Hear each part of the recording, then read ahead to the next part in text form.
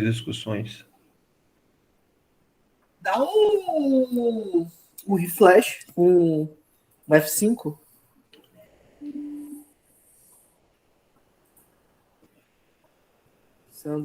Ah, eu entendi. Eu tenho que atribuir papel para vocês.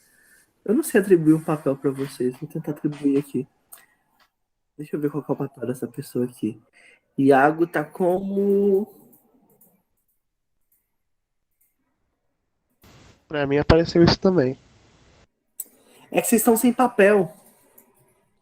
Eu tenho que mudar o papel de vocês aqui, ó. Eu não sei fazer isso, não. Sair. 36. Salvar mudança. Salvar mudança. Pronto.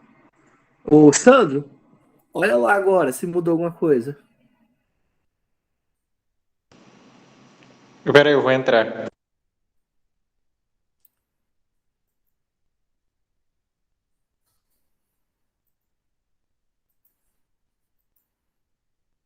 Mas no caso foi o Samuel que falou. Ah, deixa eu fazer com o Samuel também, então. Pera aí. Cadê o Samuel? Samuel tá aqui. Deixa eu sair aqui. Pananã. Salvar mudança. Olha aí se mudou alguma coisa, Samuel. Eu vou fazer com as Oséias também.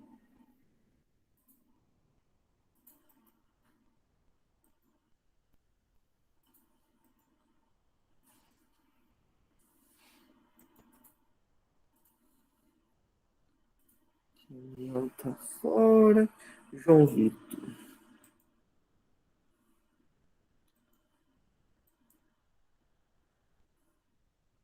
Pronto, agora vê se dá certo aí, gente.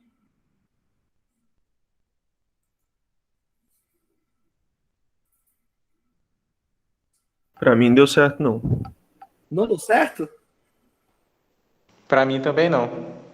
Eita. Triste. Pra mim também não. Então, vamos mudar isso aqui. Tem um pessoal que está em verde e tem um pessoal que está em preto. Como eu faço para deixar o de preto em verde? Vamos lá, os papéis que a gente tem aqui. Professor mediador, editor Moodle, professor formador, tutor à distância, tutor presencial, coordenadoria de polo, design educacional, pedagogo, secretário, coordenador de tutoria, professor mediador. Eita, tem esse papel estranho? Deixa eu ver, papéis aqui, ó. Aluno.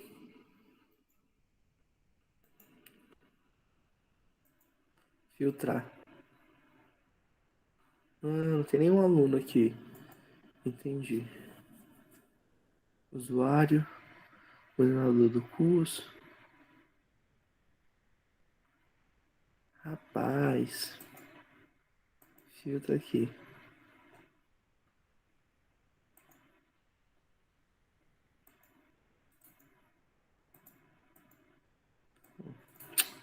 Tá errado isso aqui, sério, nome.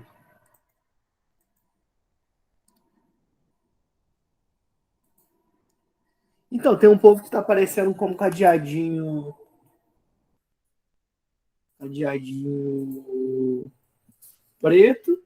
E tem gente que tá aparecendo como um cadeadinho verde.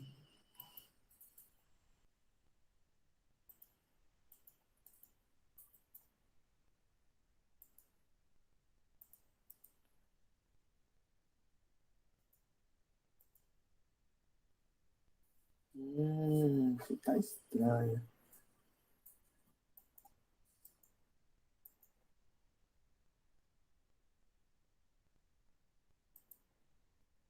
Vou configurar.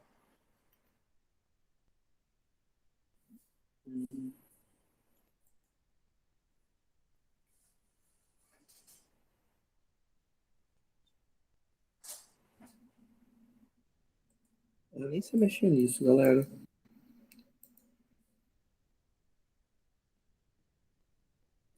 Talvez.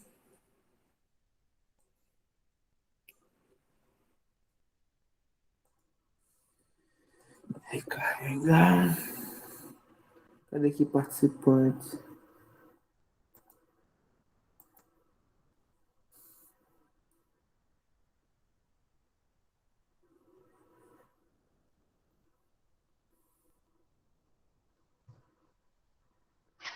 Selecionar aqui, ó. Já edito. Aí.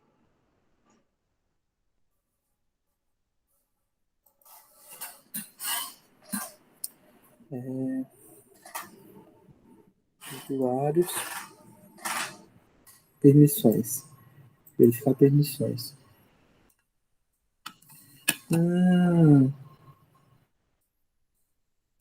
Seu código de verificação. Seu verificação de quê? Não ideia. Coordenador do curso.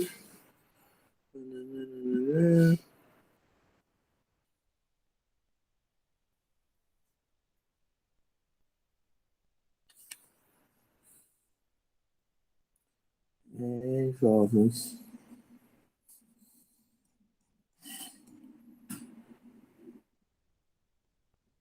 O programa é bem difícil. Outros usuários. Larice. Nem sei quem é.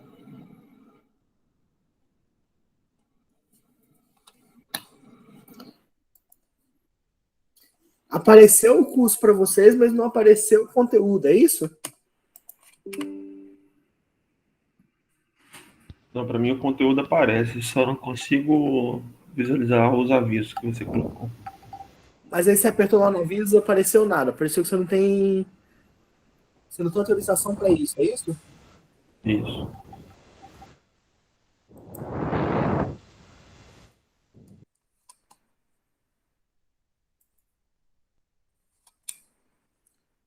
Usuários inscritos, grupos, permissões. Acho que é isso aqui, né? Escolher aluno. Já permitir.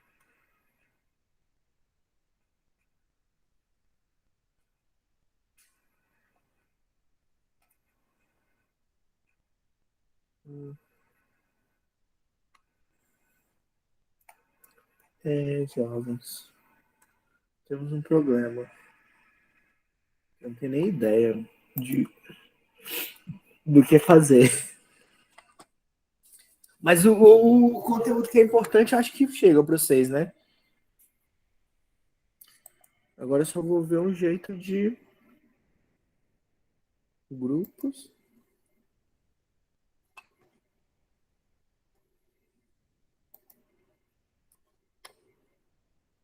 Ah, entendi. É que vocês quatro estão como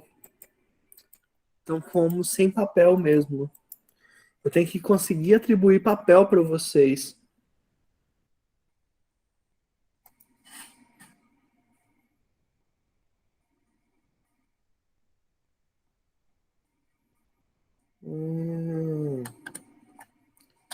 Deixa eu ver como eu faço. Então é aqui, ó.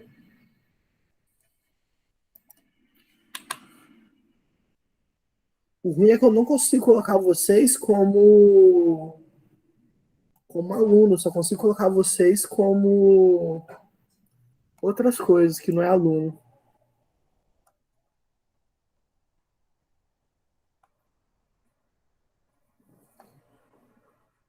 Tudo.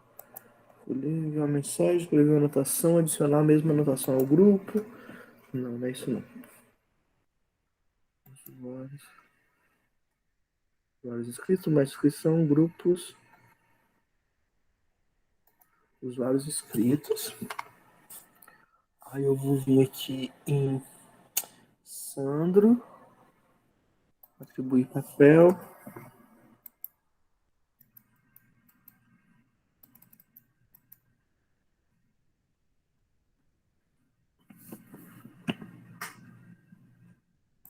Eu não consigo colocar vocês como aluno aqui. Eu só consigo atribuir papel diferente. Deixa eu ver se eu escrevo, ver se eu consigo.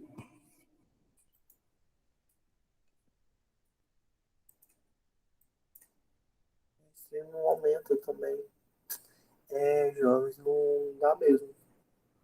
Eu vou ver como que eu escrevo aluno aqui. Papéis aluno.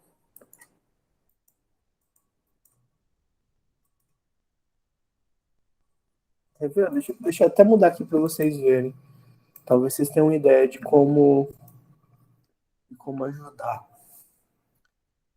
Uma janela, uma tela inteira.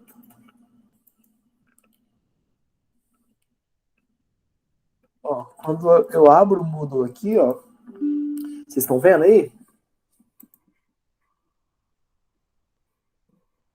Aí eu venho aqui, por exemplo, no Sandro, que eu acabei de escrever.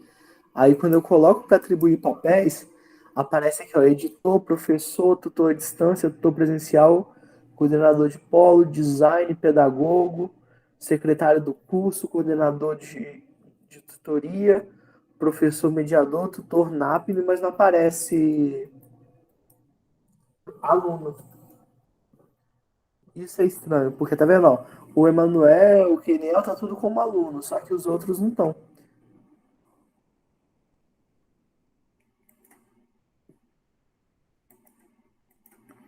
Se eu sair do curso e entrar de novo, muda alguma coisa.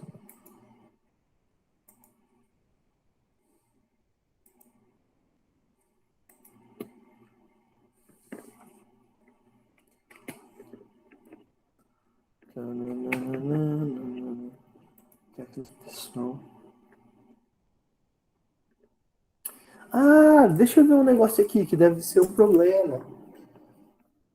Os nomes foram João Vitor. João Vitor foi. Ah, esse aqui, ó, mano. Integrar. Entendi.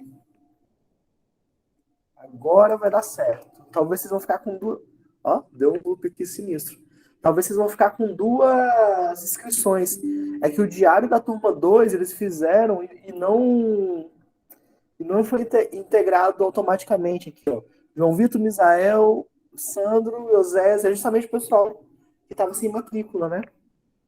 Tipo, a aula que eu tinha registrado ficou registrada, só que o Moodle não integrou automaticamente.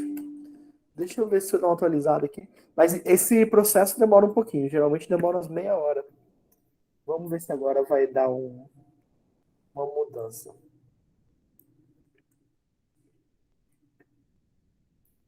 Sandra, eu, formador. Vamos ver, vamos ver. Esse procedimento ali, gente, demora umas meia horinha, mais ou menos, mas é super suave. Tipo, geralmente dá certo. Deixa eu parar de apresentar aqui e apresentar o. Aí, qualquer coisa, se vocês não conseguirem acessar, me dá um toque depois que eu vou pedir para alguém na reitoria para ver se eles sabem como me ajudar aqui. Beleza? Beleza. Deixa eu compartilhar aqui. Só parar de. Vocês estão vendo a minha apresentação aí, gente? Vou Sim. tirar minha imagem aqui para vocês não ficar brigando aí. Nossa aula hoje é duas definições muito importantes na manutenção, que é sobre confiabilidade e disponibilidade. Essas duas definições elas são tão importantes que elas estão inseridas na missão da manutenção, que é uma coisa que todo técnico de mecânica, manutentor, engenheiro mecânico ou qualquer pessoa que trabalha com manutenção tem que ter em mente que a missão da manutenção é garantir a disponibilidade da função dos equipamentos e instalações de modo a atender o processo de produção ou serviço com confiabilidade, segurança, preservação do meio ambiente e custo adequado. O que significa isso? Que a gente tem que manter sempre aquele produto funcionando, aquele aparelho, aquele equipamento mecânico, como toda aquela planta funcionando. E para ele estar funcionando, eu tenho que estar trabalhando com confiabilidade, segurança.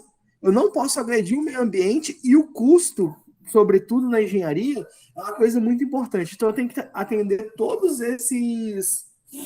Eu tenho que tentar atender todos esses quesitos.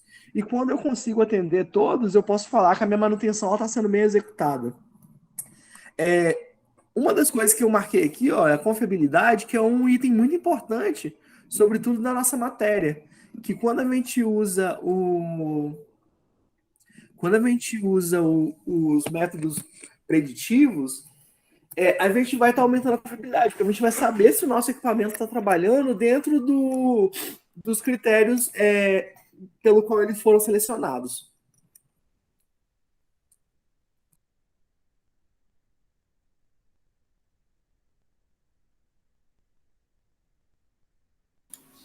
Começa... Oi. Eu que. Misael, ia falar alguma coisa? Não, é porque você ficou quieto, achei que você tinha se mutado sem querer. Ah, não. Eu apertei o mute mesmo. Vamos lá. A confiabilidade vai ser a capacidade de um item desempenhar uma função requerida sob condições especificadas durante um intervalo de tempo. Então, tipo, o que eu falar que uma coisa é confiável? Eu falar, tipo assim, meu carro é confiável. Eu posso falar que o carro ele vai ser, tipo assim, ele vai conseguir fazer uma viagem. Você pode me perguntar, esse carro vai fazer uma viagem segura daqui até São Paulo? Aí eu vou te falar, sim, ele vai fazer. Como eu posso garantir que o carro vai fazer essa viagem daqui até São Paulo de forma segura, por exemplo? João. Verificando se tudo tá certo no carro, não? Exatamente, mas tipo, se eu falo que ele tá fazendo, se ele consegue fazer, é um sinal que eu verifiquei. Então eu tenho certeza, eu tenho confiança, vamos colocar assim, que esse carro ele vai executar a função que eu vou querer do jeito que eu vou querer. Tipo assim, eu vou falar que, tipo, por exemplo, se eu tiver um gol, vamos colocar assim, eu posso falar, esse gol ele vai chegar até São Paulo, mas eu não sei se o ar-condicionado dele vai chegar até São Paulo. Eu estou especificando algumas condições e eu falo que ele vai, que o carro chega, mas eu não sei se ele vai chegar com o ar-condicionado funcionando, certo? Então eu vou colocar algumas condições. Se a pessoa que estiver querendo ir para São Paulo, ela precisa do ar-condicionado funcionando até São Paulo, aí esse carro já não vai ter uma confiabilidade tão boa assim. Ele vai chegar, mas talvez ele não vai chegar do jeito que a gente queria. Então ele não vai ter as condições especificadas. Então a gente fala que uma coisa é confiável quando ela desempenha as funções dentro das condições que a gente quer, entendeu? Não é tipo só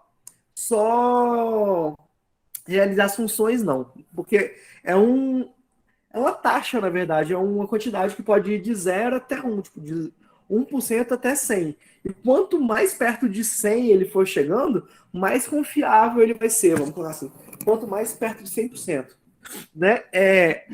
Então, a gente vê, não precisa ficar preocupado não que eu não vou cobrar essa função de vocês, não. Só estou mostrando para saber que a confiabilidade você consegue quantificar ela numericamente. Você consegue ter um número para falar se o seu equipamento ou se a sua planta é ou não confiável. E essa equação ela aparece lá na NBR 5462, que é de 1994. Eu não sei se tem uma atualização, mas em 1994 ela foi apresentada exatamente dessa forma assim, onde esse termo aqui, função R de T, ela é utilizada para uma medida de desempenho de confiabilidade. Vocês têm ideia do que é desempenho?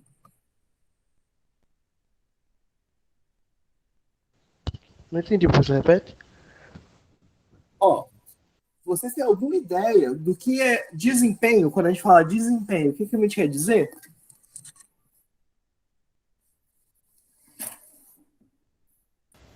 Seria como se fosse a eficiência de alguma coisa? Sensivelmente é igual o desempenho, mas quando eu penso assim, tipo, desempenho, geralmente eu tô falando o que o aparelho entrega, certo? Então, tipo assim, a gente está falando ou de uma potência, ou de um tempo de serviço, alguma coisa do tipo, entendeu? Tipo assim, esse carro aqui, ele trabalha, sei lá, com 5 cavalos, vamos colocar um valor aleatório assim. Eu posso falar então que esse carro ele vai ter esse desempenho, essa potência de 5 cavalos, certo? Então, se eu precisar de 5 cavalos, o desempenho dele vai entregar. Se eu precisar de 3, ele também vai entregar, entendeu? Entendi. Massa. A gente tem uma definição aqui, mais ou menos assim, mas quando a gente fala de desempenho, a gente pode ter. A gente pensa de duas coisas. A gente pode pensar no desempenho inerente, que é o desempenho total, assim, o desempenho fixo do equipamento, tipo, quanto ele consegue te fornecer ao todo, e eu posso pensar no desempenho requerido, que é o tanto que eu preciso. Lembrando que sempre o que eu preciso tem que ser menor do que o inerente, né? O requerido sempre vai ter que ser menor do que o inerente, para eu falar que esse equipamento está trabalhando, para eu usar esse equipamento, senão não adianta nada. Tipo, eu tô num. Pensa, eu tô numa sala de 30 alunos, com 40 alunos, sei lá, e eu tô querendo usar um ar-condicionado de 12 mil BTUs ou de 9 mil BTUs para esfriar essa sala. Vocês acham que vão dar conta?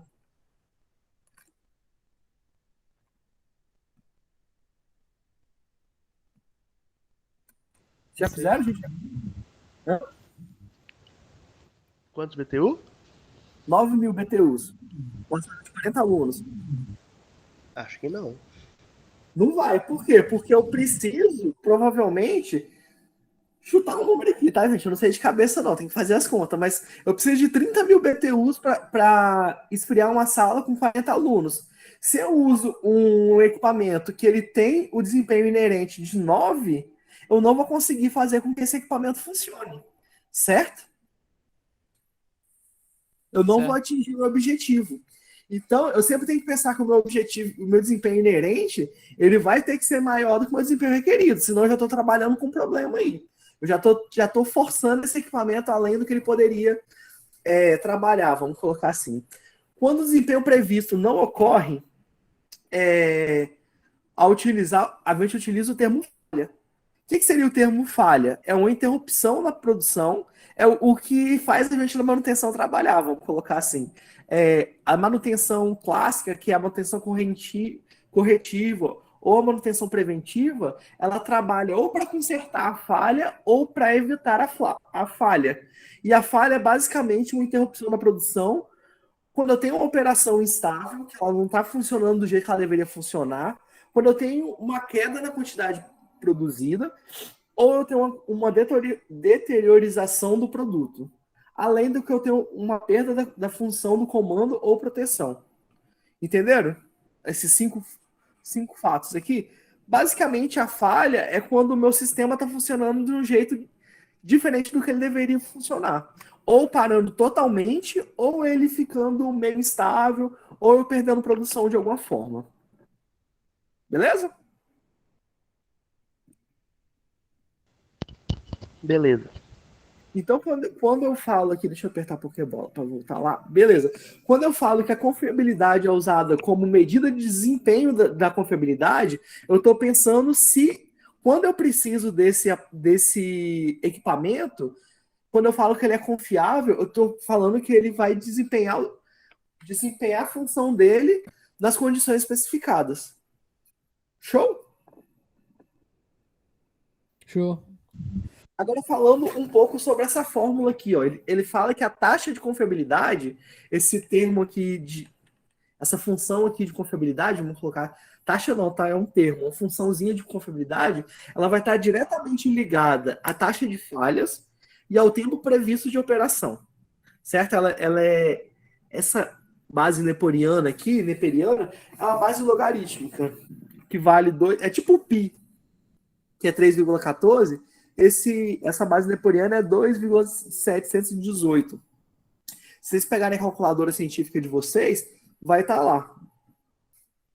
Então, mas assim, como isso aqui é fixo, e a gente está levando isso a um produto, eu tenho que saber o que é tempo previsto de operação, que isso é sensível, né? Tipo, sensível não, isso é. A gente sabe o que é um tempo previsto de operação, é o tempo que a gente espera que o negócio funcione. E o que eu preciso falar é da taxa de falha. Vocês sabem o que é a taxa de falha?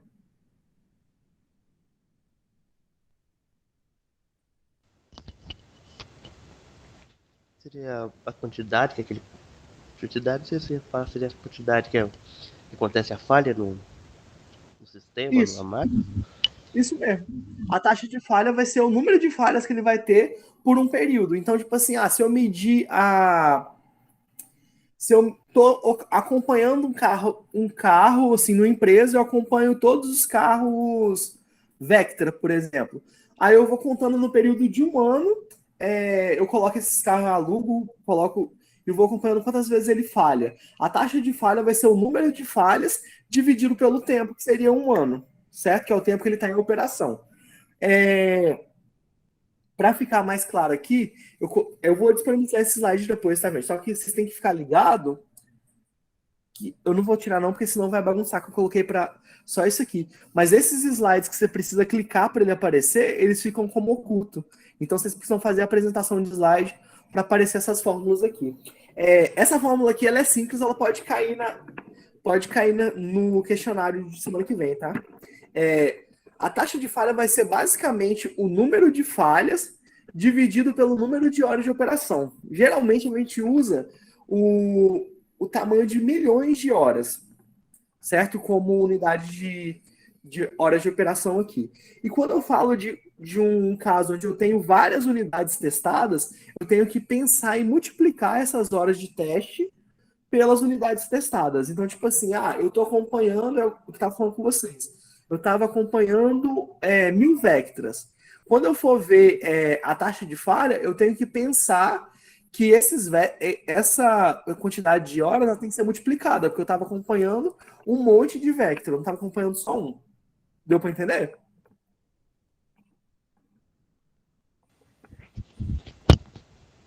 Então é pela quantidade que tem?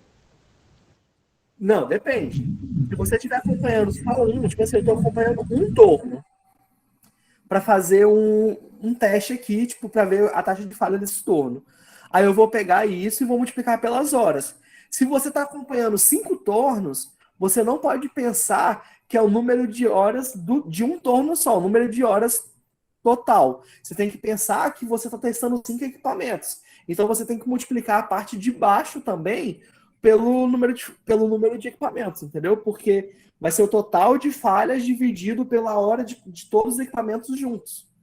Então, mesmo que eu esteja fazendo acompanhamento durante uma semana, vamos colocar assim, uma semana dá quantas horas? 8 horas vezes 5, 40 horas. Um torno trabalhou 40 horas, mas eu tenho que pensar que eu estava olhando 5 tornos.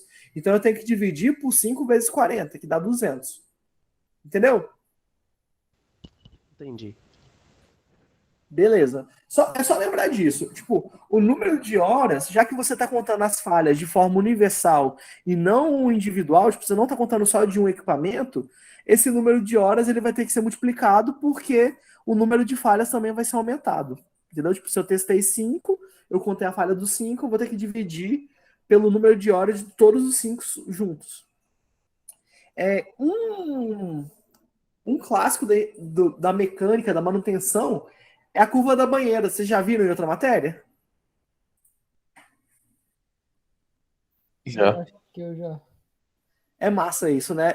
A curva da banheira, ela basicamente vai ser uma curva teórica, tá, gente? Dá para montar a curva da banheira sem ser teórica. Mas, sensivelmente, ela vale, do jeito que ela tá aqui, ela vale para qualquer tipo de equipamento. Ela basicamente vai falar a probabilidade de você ter falha pelo tempo de operação do equipamento. Então, quando você coloca o equipamento para funcionar, a taxa de falha ela vai ser muito maior por causa de erro de fabricação, por causa de problema na montagem, problema de projeto e um monte de coisa. Aí depois que você coloca a operação em operação, você passa num período que a máquina já está amaciada, vamos colocar assim, a máquina já está tá rolando normal, vamos colocar assim, no dia a dia dela ali, a gente tem menos ocorrência de falha.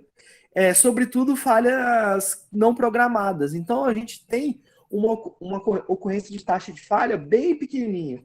Então, nesse tempo aqui, ó, do final da mortalidade infantil até o início do equipamento começar a ficar velho, a gente tem uma taxa de falha quase que constante durante esse tempo.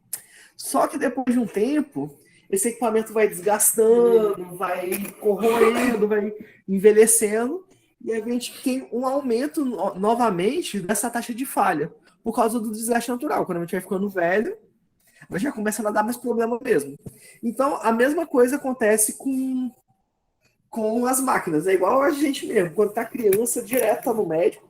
Quando é bebê, aí depois que fica Ali com 5 anos, mais ou menos, para de passar mal, fica até uns 30, 35 anos sem precisar ir no médico.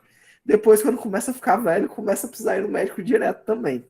Assim é o equipamento. Tem gente que não funciona assim, tem equipamento também que não funciona assim, mas basicamente, se a gente for fazer essa comparação, os equipamentos são bem parecidos. Essas três fases, elas são bem conhecidas para os equipamentos, são bem esperadas para o pessoal da manutenção, e elas são chamadas de mortalidade infantil na fase de início de operação. Depois que o equipamento já está amaciado, já está funcionando normalmente, a gente chama de vida útil do equipamento, e quando ele chega no final da vida útil, a gente chama de envelhecimento. Certo? É os nomes mais famosos aí. Mortalidade infantil é um nome bem ruim, mas o pessoal usa esse nome. Alguma dúvida? Não, não, deu pra entender. Massa. Tocando o bonde aqui. A confiabilidade, ela vai te falar o quanto você pode esperar do seu equipamento, certo? Então, a gente espera que para você ter essa confiança, você precisa conhecer bem o seu equipamento e conseguir conhecer ele bem, como ele funciona quando você precisa colocar ele em operação, certo? Então, para você ter essa confiabilidade, geralmente você vai ter um custo de manutenção embutido. Ou você vai ter uma medição constante de alguma temperatura, ou você vai ter um equipamento ali no meio da vida útil, que ele vai estar com todas as manutenções em dia, essas coisas assim. Então, a gente tem que, quanto maior vai ser essa confiabilidade do equipamento quanto à manutenção, menor vai ser o custo de produção, porque eu não vou estar parando minha produção, eu não vou estar assim, não parando ela de forma inesperada, né, gente? Não vou estar gastando mais material, tipo, que eu deveria gastar, porque eu parei o equipamento, eu tava com um negócio ali no meio fazendo, eu perdi a produção. Então, o custo de produção ele vai ser menor. Só que o custo de manutenção, para eu ter um equipamento confiável, ele costuma ser maior. Então, o que eu preciso saber é que, tipo assim, geralmente não é coisa boa, visto pela equipe de manutenção, você ter um equipamento 100% confiável. Não que não seja uma coisa boa, é que é uma coisa que vai te custar muito. O custo da manutenção vai ser muito caro. A gente precisa achar um equilíbrio entre as duas coisas. Essa curva aqui, ela faz exatamente isso. Ó. Quando eu estou indo para confiabilidade de 100%, o meu custo de produção ele vai descendo. Só que o meu custo de manutenção ele vai subindo exponencialmente também, assim. Entendeu? Então, o que a gente deseja é chegar aqui num percentual que agrade a gerência da empresa como um todo, onde o custo de produção ele vai ter que ficar ali equilibrado com o custo de manutenção para eu manter o custo total baixo. Entendeu? Se eu considerar só esses dois custos, claro. Entenderam? Aham. Beleza. Outro termo que é muito importante para a gente saber também é a disponibilidade. O que vocês entendem como disponibilidade?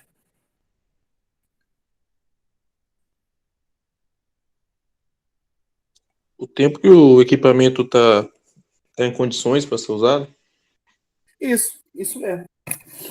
A gente tem uma determinação formal do que seria a disponibilidade na NBR 5462. É a capacidade de um item estar em condição de executar uma certa função em um dado instante um, ou durante um intervalo de tempo determinado, que é o que você falou, né? Levando em conta os aspectos combinados de sua confiabilidade, mantenabilidade. Mantenabilidade eu não vou falar com vocês, que é a coisa muito da manutenção. É a facilidade que se tem de fazer a manutenção, certo? Que você age no projeto, age num monte de coisa. Mas, por enquanto, eu não vou falar com vocês não, porque vocês já fizeram manutenção, né? Então ia ficar meio repetitivo. E suporte de manutenção.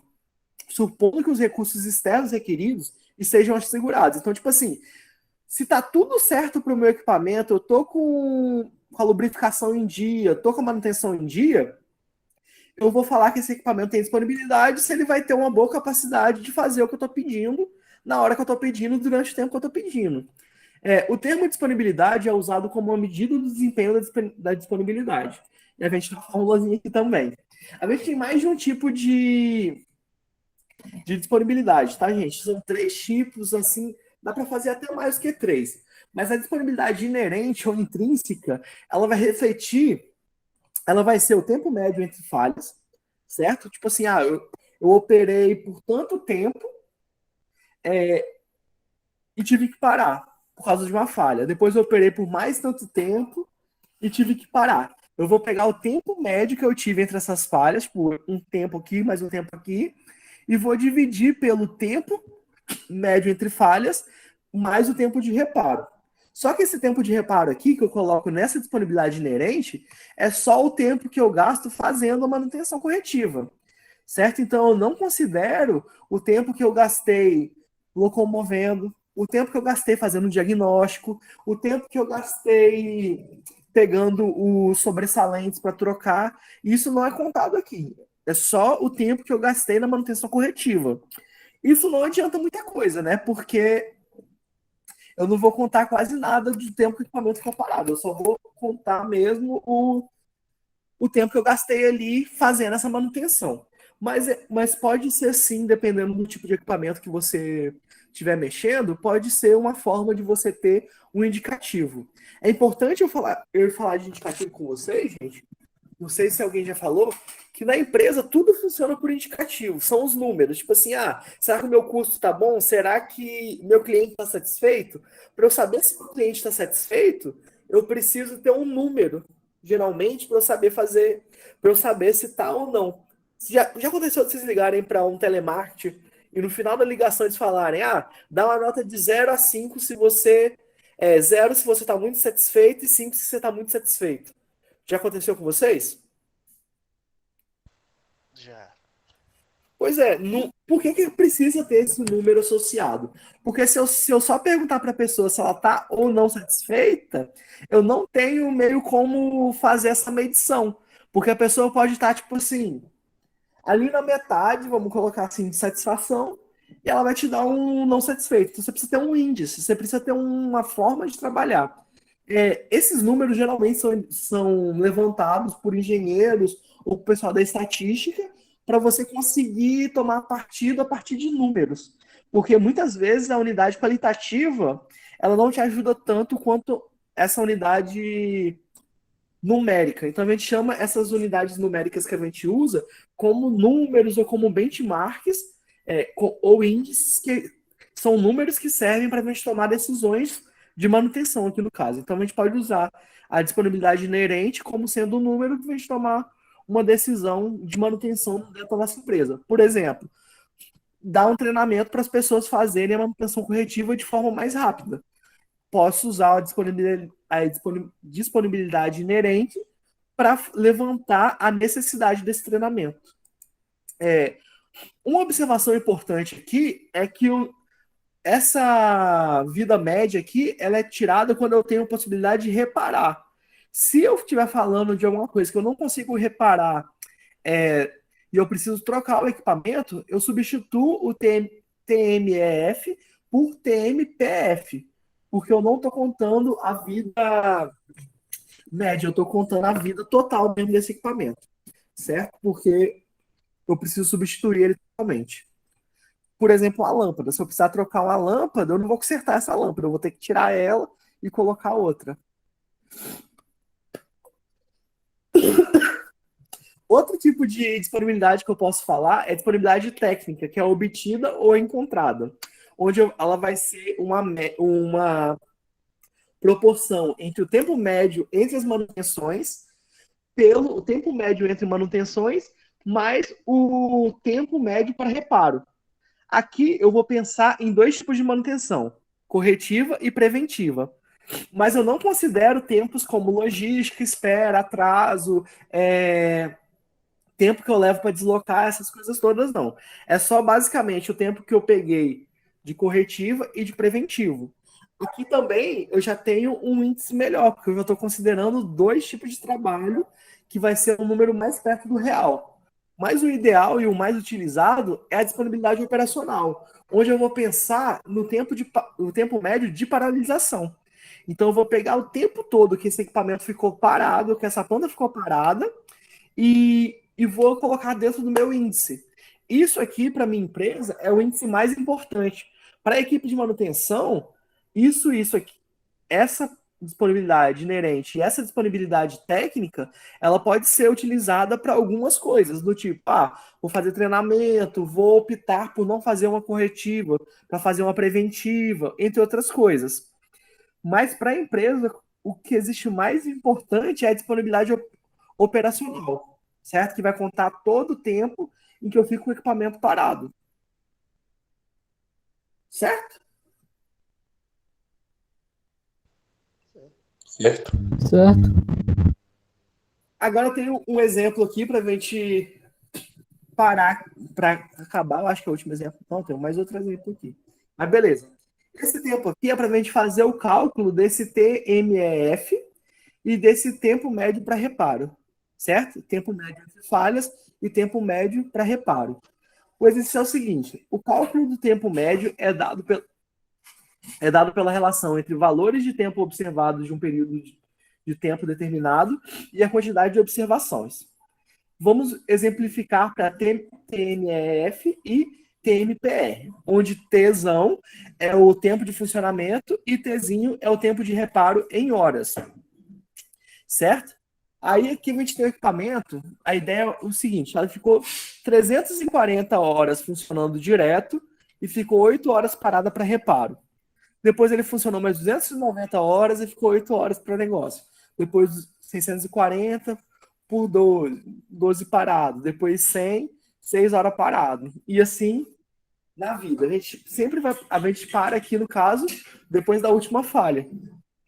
Para fazer esse cálculo, a gente vai fazer uma média simples. Vai pegar todos os tempos em que ele trabalhou entre as falhas e dividir pelo número de falhas que eu vou ter. Então, eu vou pegar 340. Vocês têm calculadora aí, gente? A minha eu não sei onde tá, não. Vou pegar. Pega aí, pra... Que eu tô sem calculadora também. Eu tenho calculadora do computador, né? Deixa eu ver se eu pego aqui.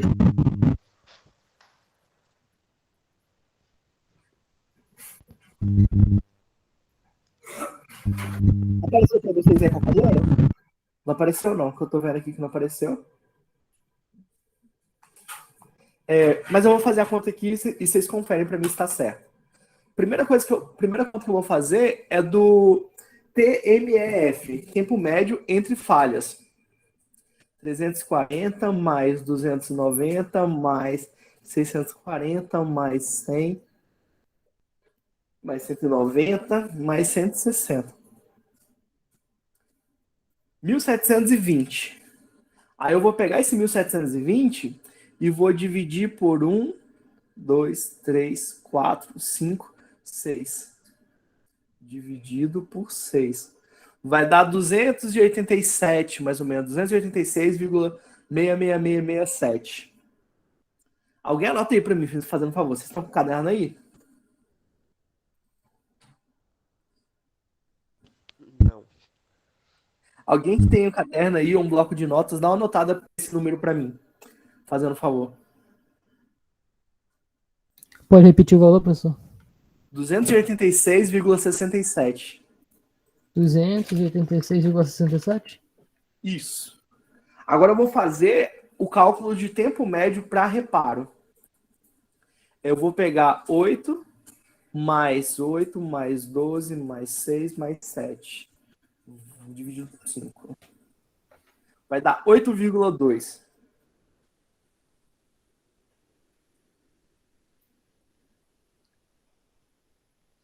Tendo em mão essas contas, por exemplo, a gente consegue estipular qual que é a disponibilidade inerente do equipamento. Eu posso pegar aqui... Qual que é o valor que eu falei? 286,67 ou 66? Isso, é 286,67. Tá, eu errei. Eu botei 86. Não, você tá certo, que eu que errei então. Fala aí de novo. Não, eu que falei errado. Tá certo. 3,87 Sim. dividido por 286,87 mais 8, alguma coisa que eu falei depois. 8,2. Mais 280 e quantos? 86,67. Vai dar 294,87. 294,87. Então a gente vai pegar aqui 286,67 dividido por 294,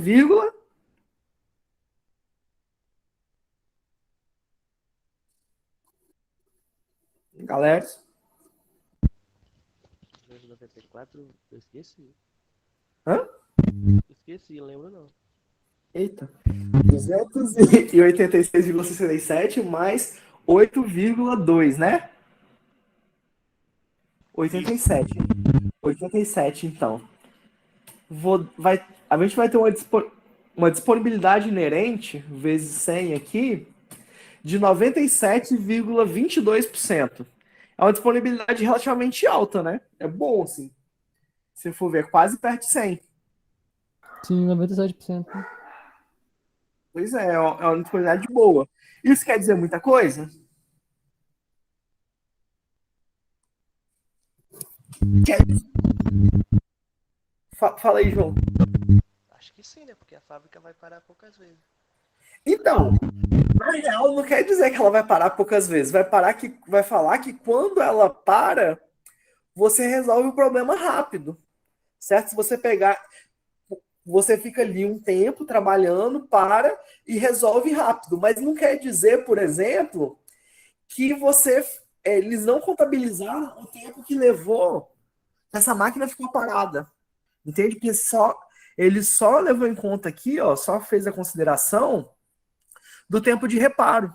Mas ele não contou, tipo assim, será que ela não ficou parada uma semana para fazer esse conserto de 8 horas? Saca? Entendi. Por isso que esse tempo inerente, ele não é o melhor. Porque ele só vai te falar qual que é a proporção entre os tempos que você teve, tipo, os tempos que você ficou trabalhando, pelo tempo que você resolveu o problema, vezes 100. Mas ele não te fala, tipo assim, será que para resolver esse problema que eu resolvi em 8 horas, em 6 horas, será que eu não precisei ficar parado 5 dias para resolver esse trem?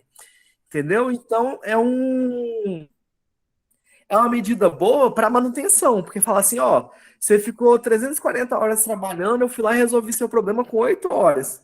Só que no geral, se você for parar o tempo, se você for contabilizar o tempo total de parada, às vezes esse índice seu, essa disponibilidade, ela cai muito, entendeu? Tipo, ela vai aí para base dos 50%. Então, tipo, 70, que já é uma disponibilidade um pouco mais pobre. Então, quando a gente vai falar de empresa para tomar decisão, a gente tem que pensar no operacional, a disponibilidade que eu vou ter para a operação. Para manutenção, eu posso ter uma ideia de disponibilidade técnica e disponibilidade inerente, mas é um índice mais para manutenção do que para operação propriamente dita, do que para a empresa como um todo, vamos colocar assim. O TMPR é muito importante para medir a performance da equipe de manutenção. É o que estava falando, né? Que é o quê? A facilidade do equipamento, de fazer a manutenção ali, da manutenabilidade, a capacidade desse profissional que está fazendo essa manutenção e como essa equipe se organiza. Mas para fora isso é muito. Fora da equipe de manutenção, esse tempo não quer dizer muita coisa, vamos colocar assim, né? Desde que a taxa exprime a relação entre o número de falhas e o tempo total de funcionamento, eu posso dizer que o TMEF ele vai ser o inverso à taxa de falha. Vocês entendem isso?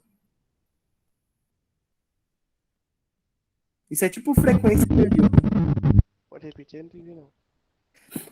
Você está falando, tipo assim, desde que a taxa de falha vai ter uma relação entre o número de falhas e o tempo total de funcionamento, vai ser uma relação, o tempo médio entre falhas, ele vai poder ser expresso como o inverso da taxa de falha. Vai ser o contrário de você falar de taxa de falha, é você falar de tempo médio entre falhas. Tá, entendi agora. Entendeu? Então, às vezes, você tem os dados, mas você tem a taxa de falha. Então, em vez de fazer um monte de conta, você pode pegar a taxa de falha e pegar o inverso e já achar o tempo médio entre falhas de cara, assim, não precisa ficar fazendo conta. Analogamente, tipo, do mesmo jeito que eu fiz essa parte contrária aqui, eu posso falar que a taxa de reparo vai ser o número de reparos efetuados dividido pelo tempo total de reparo da unidade. Certo? É uma proporção nova aí para colocar. Mas basicamente, se eu te der a taxa de reparos e o tempo total que eu levei para reparar, eu posso achar o número de reparo que foi efetuado. Uma regrinha de 3, basicamente. Entenderam? Sim. Aham. Topzera, então. Acho que era isso que eu tinha para falar com vocês hoje. Vocês têm alguma dúvida, jovens?